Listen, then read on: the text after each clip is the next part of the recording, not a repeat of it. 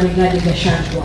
Kumana na wongerereku wa unyui wa njobi no buthiri wa dawa cia kurebia gicũa-inĩ, mũcemanio ũyũ wa bamwe wa atongoria bonge-inĩ cia ũgitĩri warĩire njĩra cia kũnina ndũgũgio iria igerete aingĩ ngero. Mũnene wa borithi Japheth Koome endekithĩtie maobithaa a borithi maheo rũũtha rwa kũgataga marũa ma kwendia irabu. Tuko na CCO pale Samata. For a long time he has not arrested any drug baron. He has not arrested.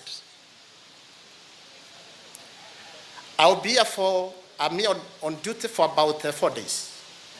We must get a baron within those 4 days. Munini wa President Rigathi Gachagua augĩte nĩ ibinda rĩa arĩa marendia dawa cia kũrebia na njobi thumu matacokerio ikinya ibio rĩa watho na marĩtwa ma atongoria arĩa magondereire mbara-inĩ ĩno magweto kĩng'ang'a-inĩ. OCS at the local police station know who is selling these drugs.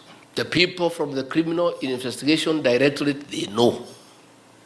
Yet, things are just going on.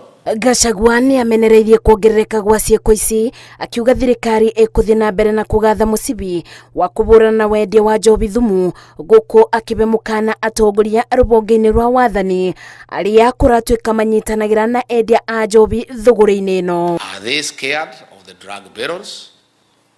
Are they scared? These are elected leaders. Mbona wanaogopa kuongea?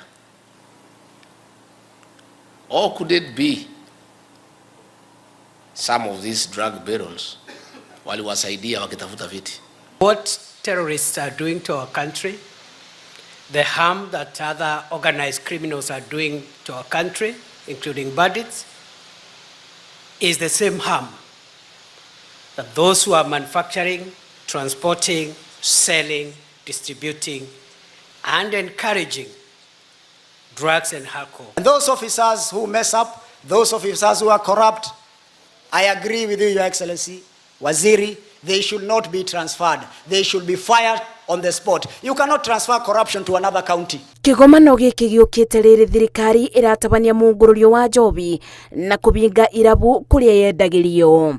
Ngĩribotera Inooro TV, njĩtagwo Masi wa Dia wa Mũrĩithi. Members of Parliament present,